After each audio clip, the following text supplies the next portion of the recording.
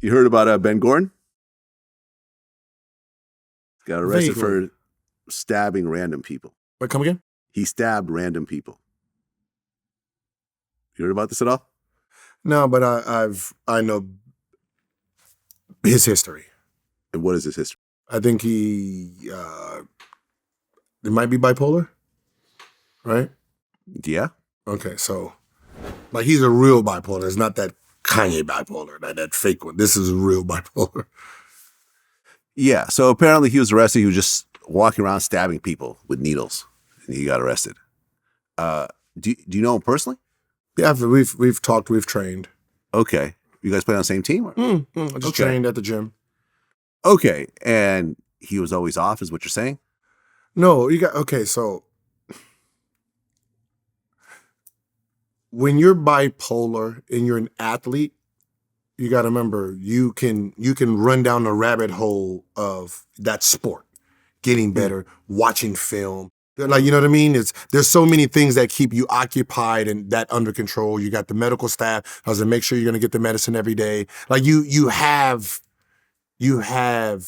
this wall around you where you don't have episodes because you got to remember you're being monitored every day. Yeah.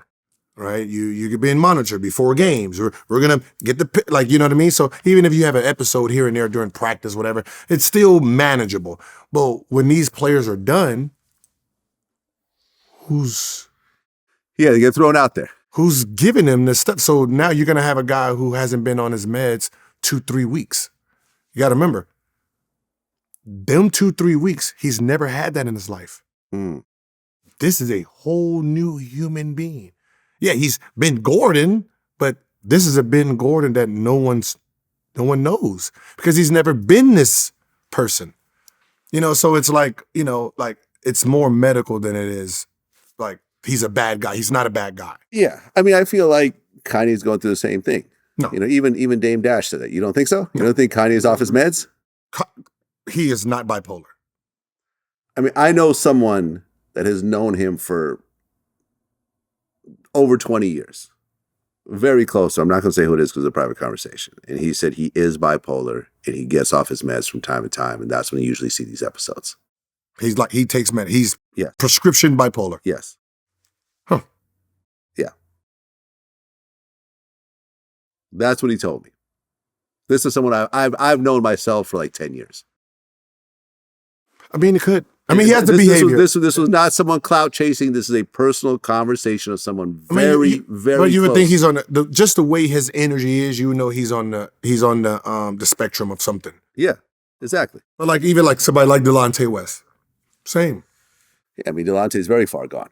No, but it ain't because it's him. It's like once he's done and no one's making sure he's getting his medicine where he can stay, I'm going to stay focused. Yeah. I mean, look, it's hang on Skid Row in downtown LA.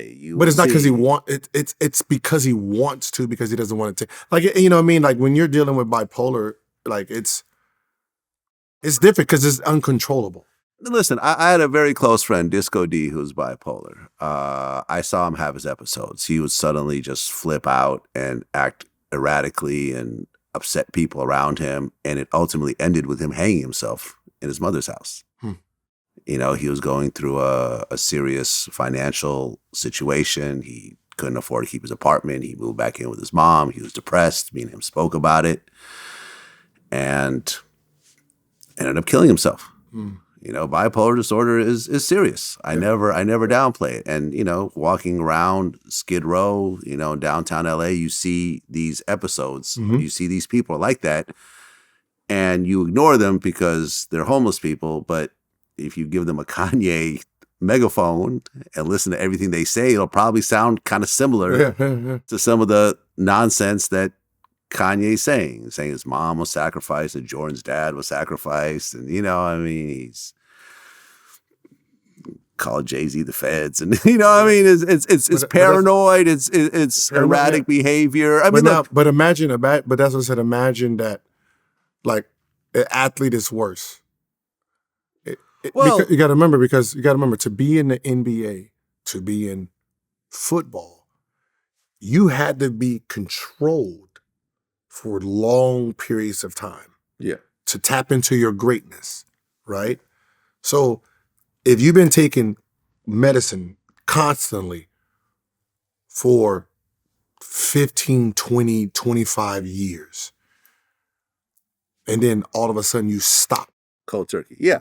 And it's like that, whatever comes out, it's like, whoa, we don't know what this is because it's never been, it's never been there before. See, with someone like Kanye, it's like week on, week off, week on, week off, week on, week off. Because everyone always tries to find the genius in everything Kanye does. And I like to remind people that he canceled his entire world tour during a rant on stage. Remember that? For $10 million, yes. Well, I mean, that tour was probably going to generate hundreds of millions of dollars. But he got paid it was the Lords of London's lawsuit. Right. That the only way he get out of that lawsuit is somehow he went mentally ill. Okay, but I'm saying he had a tour, a world tour that was already booked. Venues were put aside. Staff members were hired on. Like you're talking about tens of thousands, well, including the fans who bought tickets and made arrangements. You're talking about hundreds of thousands of people whose time and money is affected by this action. And during an emotional rant, he says, "Fuck this tour, I quit," and meant it. That is not what a sane person does. Yes, it is. So you think he did that on purpose? Yes. To get out of the tour? Yes. For $10 million? Yes. That's not a lot of money for Kanye. Now think about it like this. He would have made more off that tour. California, he did 7 shows alone in California during that time. Think about who he is, right? As a person who needs to move, right? He needs to keep going. And you are being burnt out already. Now you have 11 more months of this same one tour, but mentally you're trying to start a whole nother project.